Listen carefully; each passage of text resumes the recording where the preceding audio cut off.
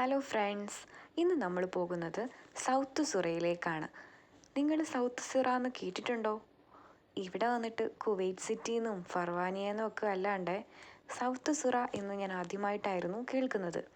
ഇവിടുത്തെ പ്രത്യേകത, നമ്മൾ MOHൻ്റെ പ്രോസസ്സിങ് നടക്കുന്നവർക്ക് ലാസ്റ്റ് സിവിൽ ID കാർഡ് എടുക്കാൻ വേണ്ടി നമ്മൾ പോകേണ്ട സ്ഥലമാണ് സൗത്ത് സുറ. സോ ഇവിടെ വന്ന് കാർഡ് എടുക്കാൻ പറ്റും. അതിൻ്റെ പ്രോസസ്സിങ് എല്ലാം നമുക്ക് ചെയ്യാൻ വേണ്ടിയിട്ട് പറ്റും. സഹൈൽ ആപ്പൊക്കെ ഓപ്പൺ ആക്കാൻ വേണ്ടി പറ്റും. എനിക്കെടുക്കാൻ പോയതല്ല, എൻ്റെ ഫ്രണ്ടിന് എടുക്കാൻ വേണ്ടി പോയതാണ്. പിന്നെ ഞങ്ങളിങ്ങനെ സൗത്ത് സുറയുടെ വഴിത്താരകളിലൂടെ ഇങ്ങനെ വണ്ടിയിൽ പൊയ്ക്കൊണ്ടിരിക്കുകയാണ്. നോക്കൂ, ഒരു മനോഹരമായ ബിൽഡിംഗ് അല്ലേ? എനിക്ക് കുവൈറ്റ് സിറ്റിയുടെ പ്രതീതി തോന്നിപ്പിക്കുന്ന തരത്തിലുള്ള ആ ബിൽഡിംഗ് എനിക്കിഷ്ടമായി. പക്ഷേ എന്താണ് അത് എന്ന് ചോദിച്ചാൽ എനിക്കറിയില്ല. നിങ്ങൾക്കറിയാമെങ്കിൽ കമൻറ്റ് ചെയ്യൂ. പിന്നെ ഇവിടെ കുറേ ബിൽഡിങ്സ് ഉണ്ട് കേട്ടോ. എന്തൊക്കെയോ സ്പെഷ്യൽ ബിൽഡിംഗ് ആയിട്ട് നമുക്ക് ഫീൽ ചെയ്യും. പക്ഷേ അതിൻ്റെ വെളിയിലൊന്നും അതിൻ്റെ പേരെന്താണെന്ന് പോലും എഴുതി വെച്ചിട്ടില്ല. അതെന്തുകൊണ്ടാണെന്ന് എനിക്കറിയില്ല. നോക്കൂ, ഇതൊരു നല്ല ബിൽഡിംഗ് അല്ലേ? അതെന്തുവാണെന്ന് പക്ഷേ അവിടെ മെൻഷൻ ചെയ്തിട്ടില്ല. പിന്നെ ഞങ്ങളുടെ ഈ യാത്രയിൽ വലിയൊരു ബ്ലോക്ക് ഉണ്ടായിരുന്നു ഇടയ്ക്ക് വെച്ച്.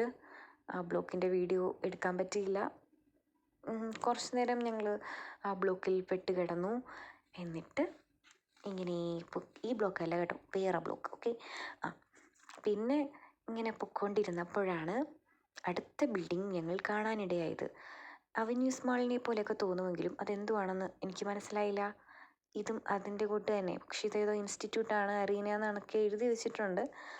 അതുകൊണ്ട് എന്തോന്ന് മനസ്സിലായി.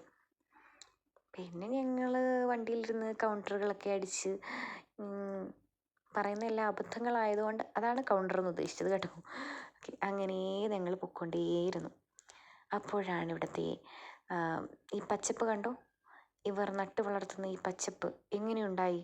സ്കെയിൽ വെച്ച് അളന്ന് തിട്ടപ്പെടുത്തി മരങ്ങൾ നട്ടതുപോലെ നിങ്ങൾക്ക് തോന്നുന്നില്ലേ? എനിക്കും തോന്നുന്നുണ്ട്.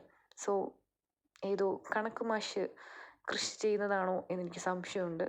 സോ അങ്ങനെ ഞങ്ങൾ ഞങ്ങളുടെ കൈത്താനിലേക്ക് തിരികെ എത്തിയിരിക്കുന്നു ഗൈസ്.